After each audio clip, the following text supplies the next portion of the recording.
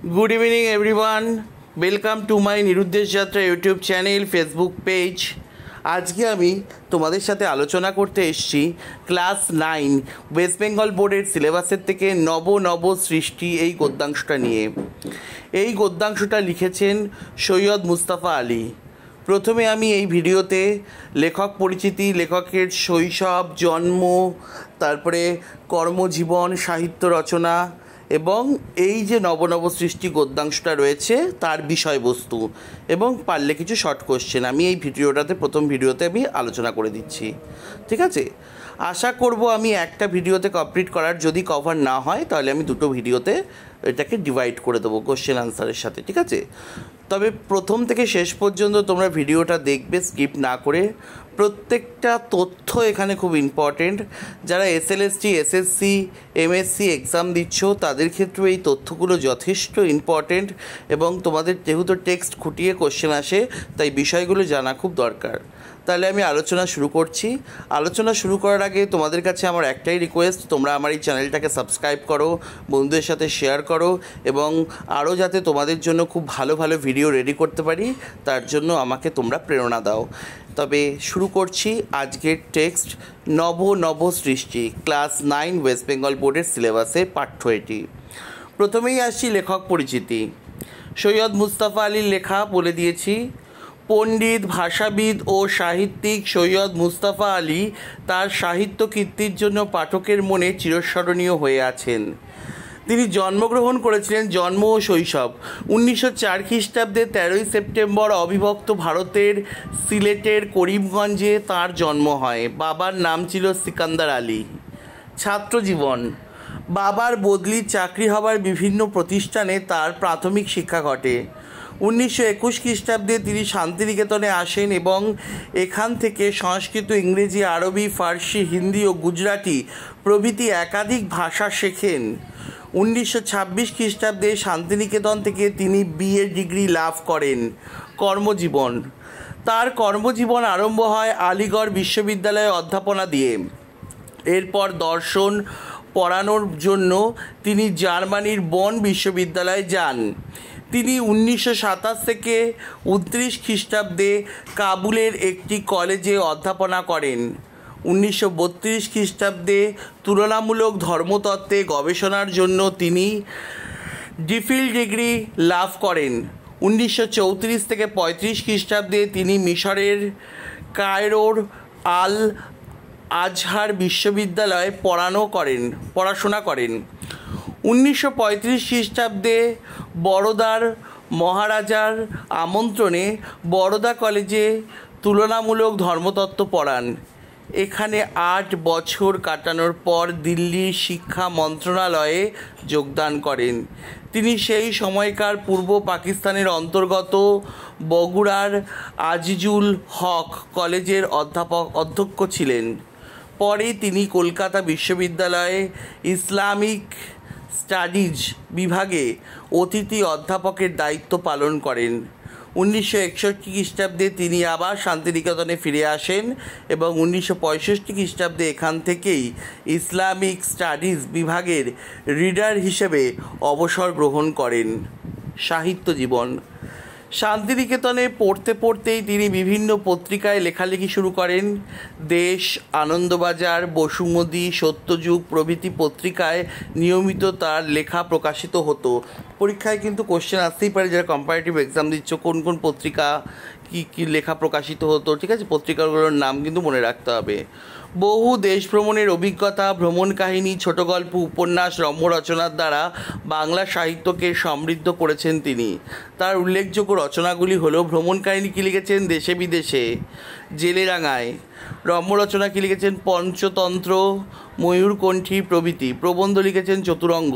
পরীক্ষায় আমরা জানি চতুরঙ্গ একটা উপন্যাস, এটা রবীন্দ্রনাথ লিখেছিলেন, কিন্তু চতুরঙ্গ প্রবন্ধ লিখেছেন সৈয়দ মুস্তাফা আলী, মনে রাখবে। উপন্যাস অবিশ্বাস্য, শবনম প্রভৃতি। ছোট গল্প চাচা কাহিনী, তারপরে হচ্ছে কি টুনি কাহিনী ইত্যাদি। আচ্ছা, গল্পমালা রাজা উজির, ধূপছায়া, বেঁচে থাক, পুনশ্চ প্রভৃতি। ঠিক আছে, সম্মান ও স্বীকৃতি, তার সাহিত্যকর্মের জন্য তিনি নানা পুরস্কার ও সম্মান পেয়েছেন। 1949 1949-এ নরসিংহ দাস পুরস্কার পান, 1961-তে পান আনন্দ পুরস্কার, 2005-এ বাংলাদেশ সরকার তাকে মরণোত্তর 21 পদকে ভূষিত করেছেন। জীবনাবসান: 1974 খ্রিস্টাব্দে 11 ফেব্রুয়ারি এই মহান সাহিত্যিকের জীবনাবসান ঘটে, মানে তিনি মারা যান। মারা যাওয়ার পর 1905 সালে বাংলাদেশ তাকে মরণোত্তর 21 পদকে ভূষিত করেছিলেন। ঠিক আছে, এবারে উৎস কিসের? আর যে নব সৃষ্টি যে গ্রন্থটা আজকে যে আমরা গদ্যাংশটা পড়ব তার উৎস। পাঠ্যাংশের প্রবন্ধটি লেখকের মানমোদর পুনর্জন্ম প্রবন্ধের সম্পাদিত অংশ। মূল প্রবন্ধ গ্রন্থটির নাম চতুরঙ্গ। 1960 খ্রিস্টাব্দে বেঙ্গল পাবলিশার্স থেকে এটি প্রকাশিত হয়। ঠিক আছে, তাহলে এবারে বিষয় সংক্ষেপটা জেনে নেব কি আছে নব সৃষ্টি গদ্যাংশটাতে কি আছে। সেই টেক্সটটা থেকে সংক্ষেপে আমি বিষয় সংক্ষেপ পড়ে নিয়েছি, সেখান থেকে জেনে নেব। এই কথাগুলো কিন্তু খুব ভালো করে শুনবে। পুরোটাই আমাদের ভাষা নিয়ে লেখা। ঠিক আছে, সম্পূর্ণটাই বিভিন্ন ভাষার এখানে কথা বলা আছে। বিষয়টাকে একটু ভালো করে বুঝবে। এর মধ্যে দিয়ে কিন্তু খুব গুরুত্বপূর্ণ তথ্য এবং বার্তা লেখক দিয়েছেন। দেখো, প্রাচীন যুগের অধিকাংশ ভাষাকে লেখক আত্মনির্ভরশীল এবং স্বয়ংসম্পূর্ণ বলেছেন। হিব্রু, গ্রিক, আবেস্তা, সংস্কৃত এবং কিছুটা পরবর্তী যুগের আরবীয় নতুন ভাষার প্রয়োজন হলে নিজ ভাণ্ডারেই প্রথমে শব্দের খোঁজ করেছে। এই সমস্ত ভাষা খুব সামান্যই বিদেশি ভাষা ব্যবহার করেছে। ফলে এই ভাষাগুলির স্বয়ংসম্পূর্ণতা নিয়ে লেখক কোনো আপত্তি প্রকাশ করেননি। এই বিচার অনুযায়ী লেখক বর্তমান যুগের বাংলা এবং ইংরেজিকে অন্য ভাষার উপর নির্ভরশীল বলেছেন। কী তাহলে বলেছেন? বর্তমান যুগের বাংলা এবং ইংরেজিকে অন্য ভাষার উপর নির্ভরশীল বলেছেন। কেন? কারণ বাংলা এবং ইংরেজি প্রয়োজন ছাড়াও বিদেশি শব্দ ব্যবহার করে। পাঠান মোঘল যুগে আরবি ফার্সি শব্দের খুব বেশি প্রচলনের ফলে এই দুই ভাষা থেকে বাংলা ভাষায় প্রচুর শব্দ প্রবেশ করেছে। তাহলে বোঝা গেল যে এই যে আরবি ফার্সি থেকে বাংলা ভাষায় কি প্রচুর শব্দ এসে প্রবেশ করেছে। বাংলা ভাষায় বিদেশি শব্দের যোগ ও ব্যবহার ঠিক কি না এ প্রসঙ্গে লেখক খুব স্পষ্টভাবেই বলেছেন যে বিদেশি শব্দ বাংলা ভাষায় প্রবেশ করবেই, সে বিষয়ে সন্দেহ নেই। আলু কপির বা বিলিতি ওষুধের ব্যবহার যেমন রোজ বাড়ছে, তেমনি বাংলা ভাষাতেও বিদেশি শব্দ থেকে যাবে এবং আরও নতুন শব্দের প্রবেশ ঘটবে। হিন্দি ভাষার তরুণ সাহিত্যিকরা হিন্দি ভাষা থেকে আরবি ফার্সি ইংরেজি ভাষার ব্যবহার বন্ধ করার চেষ্টা শুরু করেছেন। তাদের এই চেষ্টার ফলাফল ভালো না মন্দ হবে সে কথা ভবিষ্যৎ বলবে। তবে রবীন্দ্রনাথ, নজরুল বা বিদ্যাসাগর বাংলা ভাষায় অনায়াসেই বিদেশি শব্দের ব্যবহার করেছেন। এমনকি হিন্দি ভাষার বঙ্কিমচন্দ্র হিসেবে পরিচিত মুন্সি প্রেমচন্দ হিন্দি ভাষায় আরবি ফার্সি শব্দের ব্যবহার করেছেন। ঠিক আছে, এ প্রসঙ্গেই লেখক বলেছেন যে রচনার ভাষা তার বিষয়বস্তুর ওপর নির্ভরশীল। বিষয় অনুযায়ী বাঙালি সাহিত্যিকেরা তাদের ভাষা বেছে নিয়েছে। শঙ্কর দর্শনের ভাষা সংস্কৃত ঘেঁষা হবে, আবার মোগলাই রেস্তোরাঁর ভাষা হুতুম প্যাঁচার নকশায় ব্যবহৃত ভাষার মতোই হবে। বসুমতী পত্রিকার সম্পাদকীয়তে ভাষার গাম্ভীর্য থাকলেও বাঁকা চোখের ভাষাতে রয়েছে চটুলতা। বাংলা ভাষায় যেসব বিদেশি শব্দ প্রবেশ করেছে তাদের মধ্যে আরবি, ফার্সি এবং ইংরেজি প্রধান। স্কুল কলেজ থেকে সংস্কৃত চর্চা বন্ধ করা উচিত নয়, কারণ বাংলা ভাষায় বর্তমানেও সংস্কৃত ভাষার প্রয়োজন আছে। ইংরেজি ভাষায় ক্ষেত্রেও সংস্কৃতের মতোই এ কথা প্রযোজ্য, কারণ দর্শন, নন্দনশাস্ত্র এবং বিজ্ঞান বিষয়ক সাহিত্য চর্চাতে ইংরেজি ভাষার বিকল্প নেই। কারণ রেলের ইঞ্জিন চালাতে হয় কী করে তা জানার জন্যই ইংরেজি ভাষার শরণাপন্ন হতে হবে। আরবি ফার্সি ভাষা ব্যাপকভাবে তার বাংলায় প্রবেশ করবে না, কারণ তরুণ বাঙালিরা ক্রমশ এই দুই ভাষার প্রতি আগ্রহ হারাচ্ছে। তবে যেসব আরবি ফার্সি শব্দ বাংলা ভাষায় ইতিমধ্যে ঢুকে গেছে সেগুলি দীর্ঘদিন চালু থাকবে। বিশ্ববিদ্যালয়ের পাঠ্যক্রম প্রাচীন বাংলা পড়ানো হওয়ায় তরুণ লেখক সম্প্রদায় প্রায় অচলিত আরবি ফার্সি শব্দগুলি ব্যবহার করছেন। এরকমই পরিস্থিতিতে প্রচলিত এবং অপ্রচলিত ভাষার একটা হিসেব নিকেশ করেছেন লেখক। প্রাচীনকাল থেকেই ভারতীয় মক্তব মাদ্রাসাগুলিতে আরবি ভাষা পড়ানো হলেও ভারতীয় আর্যরা ফরাসি ভাষার প্রতি অনেক বেশি আকৃষ্ট হন। উর্দু বা হিন্দি ভাষার মূল সুরও আরবি নয়, ফরাসি ভাষার সঙ্গে যুক্ত। আর্য ইরানীয় ভাষা এবং সেমিটিক আরবি ভাষার লড়াইয়ে নবীন ফরাসি ভাষার জন্ম হয়। ধীরে ধীরে ফরাসি ভাষা মূল্যবান সাহিত্য সৃষ্টি করতে সক্ষম হয়। ফরাসি ভাষার জন্মের সঙ্গে সঙ্গেই ভারতে সিন্ধি, উর্দু ও কাশ্মীরি ভাষার জন্ম হয়। উর্দু কবি ইকবাল উর্দু ভাষাকে ফরাসির প্রভাব থেকে মুক্ত করার চেষ্টা করেন। বাঙালির সর্বশ্রেষ্ঠ সাহিত্য পদাবলী কীর্তন, এই কাব্যের শ্রীকৃষ্ণ এবং শ্রীমতী রাধার চরিত্রে খাঁটি বাঙালিয়ানা ফুটে উঠেছে। একথা ভাটিয়ালির নায়িকা, বাউলের ভক্ত, মুর্শিদি গানের আশিক চরিত্রের ক্ষেত্রেও প্রযোজ্য। বাঙালি তার ধর্ম, রাজনীতি, সাহিত্য সর্বত্রই সত্য, শিব, সুন্দরের আরাধনা করেছে এবং সেই আরাধনায় বাধা পেলে বিদ্রোহী হয়ে উঠেছে। এই বিদ্রোহী মনোভাব বাঙালি, হিন্দু, মুসলিম উভয় জাতির ক্ষেত্রেই বর্তমান। অর্থাৎ আমরা দেখলাম বিষয়বস্তুটা, এই যে আমরা এখানে দেখলাম নবনব সৃষ্টি যে গদ্যাংশের যে বিষয়বস্তুটা রয়েছে, আমি সংক্ষেপে এটা নিয়ে তোমাদের সামনে একটু আলোচনা করে দিলাম। এরপরে আছে নামকরণটা আমি রিড আউট করছি না, তোমরা এখান থেকে স্ক্রিনশট নিয়ে নিতে পারো। যারা ওয়েস্ট বেঙ্গল বোর্ডে এক্সাম দিচ্ছ মাধ্যমিক, তাদের ক্ষেত্রে আসতে পারে। এখানে আমি একটুখানি স্ক্রল করে যাচ্ছি, তোমরা এখান থেকে নামকরণটা স্ক্রিনশট নিয়ে নিতে পারো এবং পড়েও নিতে পারো। নামকরণটা খুব ছোট আছে। এরপরে আসছে প্রশ্ন উত্তর। দেখো, নবনব সৃষ্টি প্রবন্ধটি রচয়িতাকে সৈয়দ মুস্তাফা আলী। নবনব সৃষ্টি প্রবন্ধটি লেখক কোন গ্রন্থের অন্তর্গত? চতুরঙ্গ। নবনব সৃষ্টি কথাটির অর্থ কী? নবনব সৃষ্টি বলতে লেখক নতুন নতুন নির্মাণকে বুঝিয়েছেন। নবনব সৃষ্টি প্রবন্ধে লেখকের রান্নাঘর থেকে কী তাড়ানো মুশকিল বলে মনে করেছেন? লেখক রান্নাঘর থেকে আলু কপি তাড়ানো মুশকিল বলে মনে করেছেন। হিন্দির উপস্থিতি সেই চেষ্টাই করছে। হিন্দি কোন চেষ্টা করছে? হিন্দির চেষ্টা হলো আরবি, ফার্সি ও ইংরেজি শব্দকে হিন্দি সাহিত্য থেকে নির্বাসন দেওয়া। বহু সাহিত্যিক উঠে পড়ে লেগেছে। বহু সাহিত্যিক কেন উঠে পড়ে লেগেছে? বহু সাহিত্যিক হিন্দি থেকে আরবি ও ফার্সি এবং ইংরেজি শব্দ তাড়ানোর জন্য উঠে পড়ে লেগেছে। আচ্ছা, ইনকিলাব শব্দটি বাংলায় প্রথম কে ব্যবহার করেছেন? কাজী নজরুল ইসলাম ইনকিলাব শব্দটি বাংলায় প্রথম ব্যবহার করেছেন। শহীদ শব্দটি বাংলায় কে প্রথম ব্যবহার করেছেন? শহীদ শব্দটি বাংলায় কাজী নজরুল ইসলাম প্রথম ব্যবহার করেছেন। বলা বাহুল্য, রবীন্দ্রনাথ স্বচ্ছন্দে লিখেছেন। রবীন্দ্রনাথ স্বচ্ছন্দে কী লিখেছেন? রবীন্দ্রনাথ স্বচ্ছন্দে লিখেছেন আব্রু দিয়ে, ইজ্জত দিয়ে, ইমান দিয়ে, বুকের রক্ত দিয়ে। আলাল কি?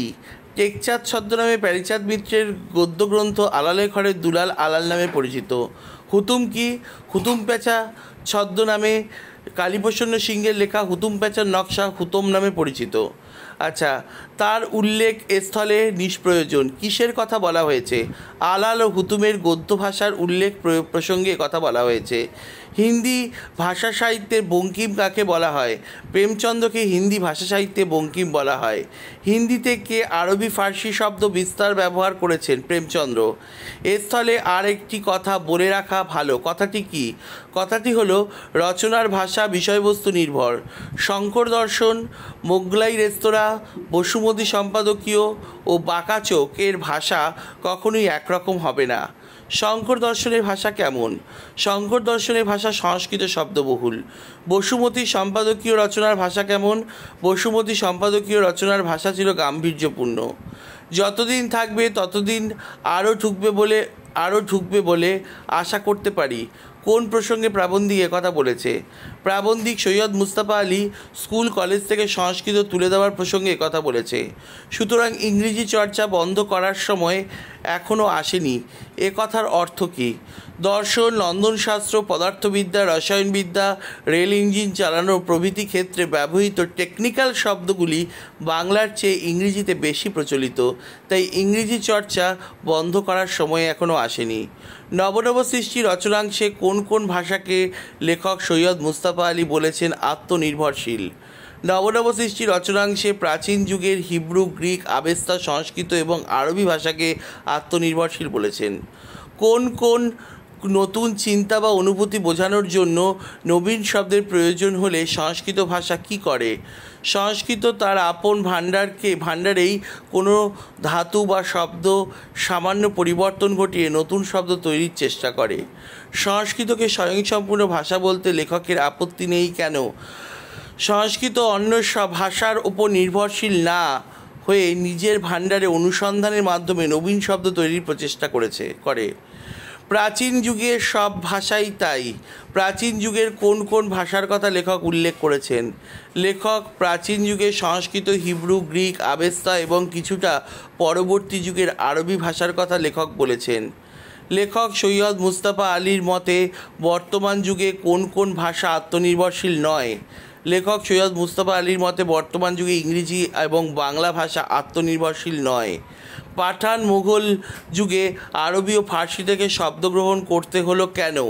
পাঠান মুঘল যুগে আইন, আদালত, খাজনা, খারিজ নতুন রূপে দেখা দেওয়ায় আরবি ফার্সি থেকে শব্দ গ্রহণ করতে হলো। নবনব সৃষ্টি রচনাংশে লেখক সৈয়দ মুস্তাফা আলী কোন প্রশ্নকে অবান্তর বলেছেন? ভাষার বিদেশি শব্দগ্রহণ ভালো না মন্দ, এই প্রশ্নে লেখক সৈয়দ মুস্তাফা আলী অবান্তর বলেছেন। আচ্ছা, সে সম্বন্ধে কারো কোনো সন্দেহ নেই। কোন বিষয়ে সন্দেহ নেই? শিক্ষার মাধ্যম রূপে ইংরেজির বদলে বাংলা গ্রহণ করলে প্রচুর পরিমাণে ইউরোপীয় শব্দ বাংলায় প্রবেশ করবে। নবনব সৃষ্টি রচনাংশে লেখক রান্নাঘর থেকে কি তাড়ানো মুশকিল বলেছেন? রান্নাঘর থেকে আলু কপি তাড়ানো মুশকিল বলেছেন লেখক। নতুন নতুন আমদানিও বন্ধ করা যাবে না কোন প্রসঙ্গে লেখক এরূপ বলেছে? এটা প্রসঙ্গে হবে, আমি ঠিক করে দিচ্ছি। কোন প্রসঙ্গে একটুখানি আমি ঠিক করে দিচ্ছি। এখানে পয়রা ফলা দন্তেশ উময়গয় একার, এক সেকেন্ড আমি ঠিক করে দিচ্ছি। হ্যাঁ, লেখক এরূপ বলেছেন। নেক্সট, বিদেশি দ্রব্যের ব্যবহারের মতো বিদেশি ভাষাও মাতৃভাষায় থাকবে, এই প্রসঙ্গে কথা বলেছেন লেখক। বহু সাহিত্যিক উঠে পড়ে লেগেছে, লেখক কোন ভাষার সাহিত্যিকদের কথা বলেছেন? লেখক হিন্দি ভাষার সাহিত্যিকদের কথা বলেছেন। বহু সাহিত্যিক উঠে পড়ে লেগেছেন, বহু সাহিত্যিক কোন কাজে তৎপর হয়েছেন? হিন্দি ভাষা থেকে আরবি, ফার্সি এবং ইংরেজি শব্দ দূর করার জন্য তৎপর হয়েছেন হিন্দি ভাষার সাহিত্যিকেরা। চেষ্টার ফল আমি হয়তো দেখে যেতে পারবো না, কোন চেষ্টার কথা বোঝানো হয়েছে? হিন্দি ভাষা থেকে আরবি, ফার্সি বা ইংরেজির মতো ভাষা দূর করার চেষ্টার কথা বোঝানো হয়েছে। নবনব সৃষ্টি রচনাংশে কয়েকজন বাঙালি সাহিত্যিক ও পণ্ডিত ব্যক্তির নাম এসেছে, তারা কারা? আলোচ্য রচনাংশে রবীন্দ্রনাথ, নজরুল, বিদ্যাসাগর, হরপ্রসাদ শাস্ত্রী, বঙ্কিমচন্দ্র, আলাল মানে প্যারীচাঁদ, হুতুম মানে কালীপ্রসন্নের নাম পাওয়া যায়। রবীন্দ্রনাথ স্বচ্ছন্দে লিখেছেন। রবীন্দ্রনাথে কি লেখার কথা বলেছেন সৈয়দ মুস্তাফা আলী? বাংলা ভাষায় আরবি ফার্সি শব্দ খুব স্বচ্ছন্দে ব্যবহার করে রবীন্দ্রনাথ লিখেছেন আব্রু দিয়ে, ইজ্জত দিয়ে, ইমান দিয়ে প্রভৃতি লেখাটা। নজরুল ইসলাম বাংলা ভাষায় আরবি ফার্সি শব্দ ব্যবহার করেছেন, তার কি কি উদাহরণ দিয়েছেন সৈয়দ মুস্তাফা আলী। নজরুল ইসলাম ইনকলাব এবং শহীদ প্রভৃতি আরবি ফার্সি শব্দ বাংলা ভাষায় ব্যবহার করেছেন। নবনব সৃষ্টি রচনাংশে ব্যবহৃত আলাল ও হুতুম কাদের লেখা কী কী গ্রন্থ? আলাল হলো আলালের ঘরের দুলাল, লেখক প্যারীচাঁদ মিত্র। হুতুম হলো হুতুম প্যাঁচার নকশা, লেখক কালীপ্রসন্ন সিংহ। হিন্দি ভাষা সাহিত্যের বঙ্কিম কাকে বলা হয়? হিন্দি ভাষা সাহিত্যে বঙ্কিম বলা হয় মুন্সী প্রেমচন্দকে। এর স্থলে আর একটি কথা বলে রাখা ভালো। কি কথা বলেছেন লেখক? রচনার ভাষা তার বিষয়বস্তুর ওপর নির্ভর করে, এ কথা বলেছেন লেখক। শঙ্কর দর্শন আলোচনায় কোন ভাষার ব্যবহার স্বাভাবিক হবে? শঙ্কর দর্শনের আলোচনায় ভাষা সংস্কৃতের আধিক্য থাকাটাই স্বাভাবিক। কোন পত্রিকার সম্পাদকীয় রচনার ভাষায় গাম্ভীর্য আছে বলে সৈয়দ মুস্তাফা আলী মনে করেছেন? বসুমতী পত্রিকার সম্পাদকীয় রচনার ভাষা গাম্ভীর্য আছে। বাংলায় সেসব বিদেশি শব্দ ঢুকেছে তার মধ্যে কোন কোন ভাষা প্রধান বলেছেন লেখক? বাংলায় যেসব বিদেশি শব্দ প্রবেশ করেছে তার মধ্যে আরবি, ফার্সি এবং ইংরেজি অন্যতম। বিস্তর সংস্কৃত শব্দ বাংলায় প্রবেশের কারণ কি বলেছেন লেখক সৈয়দ মুস্তাফা আলী? প্রাচীন যুগ থেকে বাংলাদেশে সংস্কৃত ভাষার চর্চা ছিল, ফলে বিস্তর সংস্কৃত শব্দ বাংলায় প্রবেশ করেছে। যতদিন থাকবে ততদিন আরও ঢুকবে বলে আশা করতে পারি। যতদিন কি থাকার কথা বলেছেন লেখক? বাংলাদেশে যতদিন সংস্কৃত ভাষার চর্চা চলবে ততদিন বাংলা ভাষায় সংস্কৃত শব্দের প্রবেশ চলতে থাকবে। স্কুল কলেজ থেকে যে আমরা সংস্কৃত চর্চা উঠিয়ে দিতে চাই না, তার অন্যতম প্রধান কারণ কি বলেছেন লেখক? বাংলা অনেকাংশেই সংস্কৃত ভাষার ওপর নির্ভরশীল, তাই শিক্ষাক্ষেত্র সংস্কৃত ভাষার চর্চা বন্ধ হয়নি। আচ্ছা, কোন বিশেষ বিদ্যাচর্চায় ইংরেজি অবশ্যই প্রয়োজন বলে লেখক মনে করেন? দর্শন, রন্ধনশাস্ত্র, পদার্থবিদ্যা, রসায়নবিদ্যার মতন বিদ্যাচর্চায় ইংরেজি অবশ্যই প্রয়োজন বলে লেখক মনে করেন। এই দুই ভাষা থেকে ব্যাপকভাবে আর নতুন শব্দ বাংলায় ঢুকবে না। কোন দুই ভাষার কথা এখানে বলা হয়েছে? নবনব সৃষ্টি রচনাংশে সৈয়দ মুস্তাফা আলী দুই ভাষা বলতে আরবি ও ফার্সি ভাষার কথা বলেছেন। একমাত্র আরবি ফার্সি শব্দের বেলা অনায়াসেই বলা যেতে পারে যে লেখক কি বলেছেন? আরবি ও ফার্সি শব্দ বাংলা ভাষায় ব্যাপকভাবে প্রবেশ করবে না, একথা অনায়াসেই বলেছেন লেখক। এরপরে আসছে আমাদের আরটিসি টাইপের কোশ্চেন, একটু দেখে নাও। সংস্কৃত ভাষা আত্মনির্ভরশীল। কেন সংস্কৃত ভাষা সম্পর্কে একথা বলা হয়েছে? সংস্কৃত ভাষা সম্পর্কে একথা বলার কারণ সৈয়দ মুস্তাফা আলী সংস্কৃত ভাষাকে আত্মনির্ভরশীল ভাষা বলেছেন। তার মতে কোনো নতুন চিন্তা অনুভূতির প্রকাশের জন্য নতুন শব্দের প্রয়োজন হলে সংস্কৃত ভাষা তা অন্য ভাষা থেকে ধার করার কথা কখনোই ভাবে না। পরিবর্তে নিজের শব্দভাণ্ডারের এমন কোনো ধাতু বা শব্দ খোঁজ করে যার সামান্য অদলবদল করে কিংবা পুরনো ধাতু দিয়েই নতুন শব্দটি তৈরি করা যেতে পারে। এই কারণেই সংস্কৃতকে একটি স্বয়ংসম্পূর্ণ এবং আত্মনির্ভরশীল ভাষা বলা হয়েছে। বিদেশি শব্দ নেওয়া ভালো না মন্দ সে প্রশ্ন অবান্তর। কেন লেখক কথা বলেছেন আলোচনা করো। কথা বলার কারণ বাংলা ভাষা কখনোই আত্মনির্ভরশীল নয়। পাঠান ও মোঘল যুগে আইন, আদালত ইত্যাদি প্রসঙ্গে প্রচুর আরবি ও ফার্সি শব্দ গ্রহণ করা হয়েছে। পরবর্তী যুগে ইংরেজি ভাষা থেকেও এই শব্দ নেওয়া হয়েছে। তার পরিমাণ এতটাই বেশি যে এ নিয়ে প্রশ্ন তোলা অর্থ হয় না।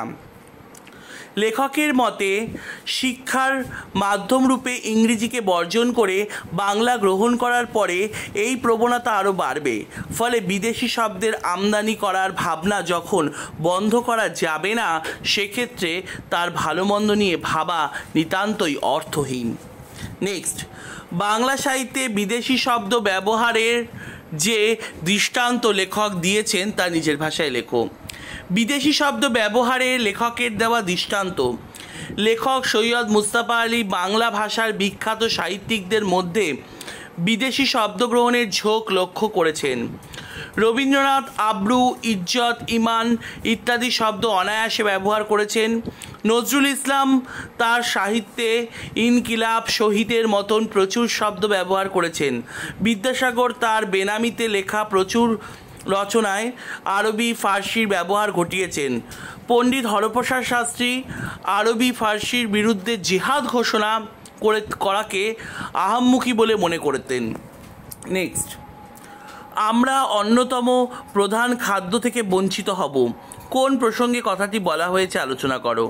অথবা আরেকটা প্রশ্ন আছে, স্কুল থেকে সংস্কৃত চর্চা উঠিয়ে না দেওয়ার কারণ প্রসঙ্গে বক্তা কি বলেছেন। প্রথমে প্রসঙ্গটা বলছি, বাংলা ভাষায় অন্য ভাষার শব্দের অনুপ্রবেশ সম্পর্কে বলতে গিয়ে লেখক সংস্কৃত ভাষার প্রভাব বিষয়ে আলোচ্য মন্তব্যটি করেছেন। সংস্কৃত ভাষার চর্চা এদেশে ছিল এবং সে কারণে প্রচুর সংস্কৃত শব্দ বাংলায় ঢুকেছে, যার ধারা এখনও বজায় রয়েছে। স্কুল কলেজ থেকে সংস্কৃত চর্চা যে সম্পূর্ণ উঠে যায়নি তার কারণ বাংলায় এখনও অনেক সংস্কৃত শব্দের প্রয়োজন রয়েছে। বাংলা ভাষার খাদ্যের অন্যতম প্রধান উৎস হলো সংস্কৃত। নেক্সট, সুতরাং ইংরেজি চর্চা বন্ধ করার সময় এখনও আসেনি। কেন লেখক একথা বলেছেন আলোচনা করো। একথা বলার কারণ, লেখক সৈয়দ মুস্তাফা আলী রচিত নবনব সৃষ্টি রচনাংশ থেকে আলোচ্য উদ্ধৃতিটি নেওয়া হয়েছে।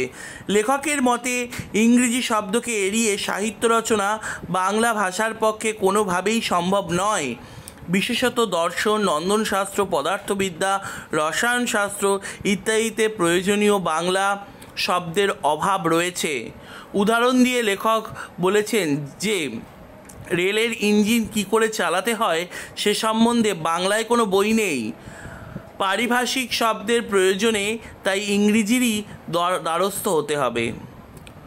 উর্দুতে কবি ইকবাল এ তত্ত্বসম্যক হৃদয় সঙ্গম করেছেন। কিসের কথা বলা হয়েছে, ইকবাল এ কারণে কি করেছিলেন। তথ্য উল্লেখ গিয়ে বলছি, ভারতীয় মক্তব ও মাদ্রাসাগুলিতে প্রচুর পরিমাণে আরবি ভাষা পড়ানো বা চর্চা করা হলেও ভারতীয় আর্যরা ফরাসি ভাষার সৌন্দর্যে বেশি অভিভূত হয়েছিলেন। তাই উর্দু সাহিত্যের মূল সুর ফরাসির সঙ্গে বাঁধা হয়ে গিয়েছে। একসময় ইরানে যেরকম আর্য ইরানি ভাষা ও সেমিতি আরবি ভাষার সংঘর্ষে নবীন ফরাসি ভাষার জন্ম হয়েছিল, ভারতেও সেভাবেই সিন্ধি, উর্দু এবং কাশ্মীরি সাহিত্যের সৃষ্টি হয়। কিন্তু সে কোনো কারণেই হোক এই তিনটি ভাষা ফরাসির মতো নবনব সৃষ্টি দিয়ে ঐশ্বর্যশালী সাহিত্য সৃষ্টি করতে পারেনি। এই তত্ত্বই ইকবাল উপলব্ধি করেছেন। তাহলে তিনি কি পদক্ষেপ নিয়েছেন? ইকবাল এসব বুঝে নতুন সৃষ্টির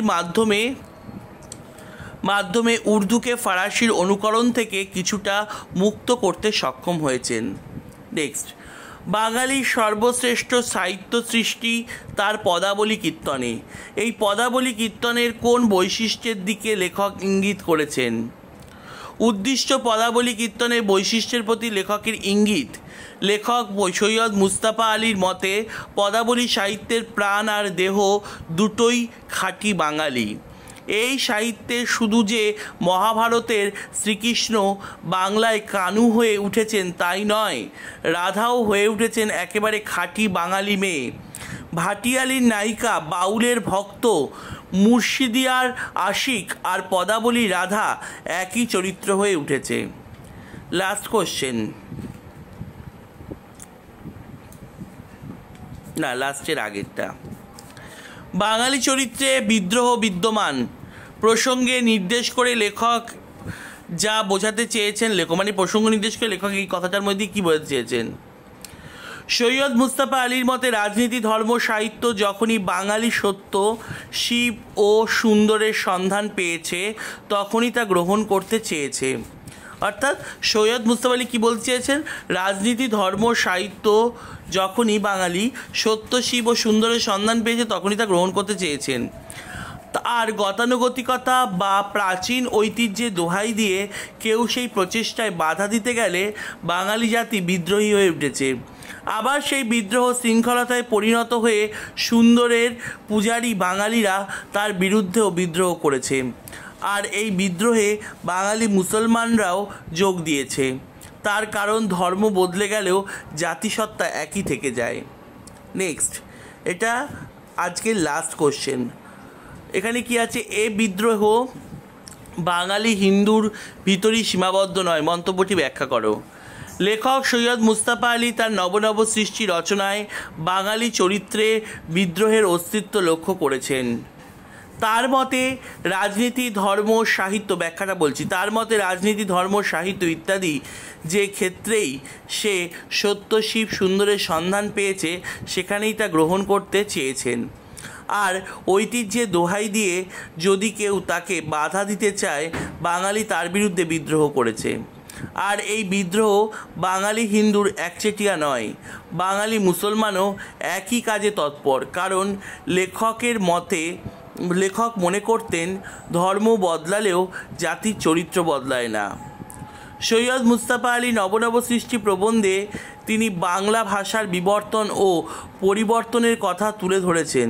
তিনি মনে করেন বাংলা ভাষা একটি জীবন্ত ভাষা এবং এটি ক্রমাগত পরিবর্তিত ও পরিবর্ধিত হচ্ছে।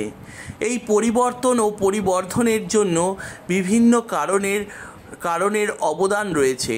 এর মধ্যে অন্যতম হলো সংস্কৃত ও ইংরেজি ভাষা থেকে শব্দ ঋণ গ্রহণ। ঠিক আছে, আমি সম্পূর্ণ কোশ্চেন আনসার, শর্ট কোশ্চেন যেগুলো এমসিকিউ প্যাটার্নে আসতে পারে, তারপরে ছোট ছোট লং কোশ্চেন যেগুলো আরটিসি কোটেশান তুলে আসে পরীক্ষায়, ক্লাস 9-এর মাধ্যমিকের যে সমস্ত প্রশ্নপত্র আসতে পারে, আমি সমস্ত ইম্পর্টেন্ট কোশ্চেন টেক্সট খুঁটিয়ে আলোচনা করে দিলাম। এছাড়াও এসএলএসটি, এসএসসি, এমএসসি যারা দিচ্ছ তারাও সবকটা কোশ্চেন আনসার দেখবে, তাদেরও কিন্তু টেক্সট খুঁটিয়েই কোশ্চেন আসবে। তাই এই বিষয়টা আমি সম্পূর্ণ তোমাদের সাথে খুব সুন্দর করে আলোচনা করে দিলাম। আশা করি বুঝতে কারোর অসুবিধা হবে না। এমনকি বিষয়বস্তুটাও আমি ইম্পর্টেন্ট জায়গাগুলো তুলে তোমাদের সঙ্গে কিন্তু আমি আলোচনা করে দিয়েছি। এভাবেই তোমরা একটু আমার পাশে থাকো, আমার চ্যানেলটাকে সাবস্ক্রাইব করো, বন্ধুদের সাথে শেয়ার করো, যাতে তোমাদের জন্য আমি আরও ভালো ভালো ভিডিও বানাতে পারি। তাহলে আজকে এই অবধি। সবাই ভালো থেকো, সুস্থ থেকো, সাবধানে থেকো। দেখা হচ্ছে পরের আরেকটা কোনো কন্টেন্ট নিয়ে। চলো, বাই।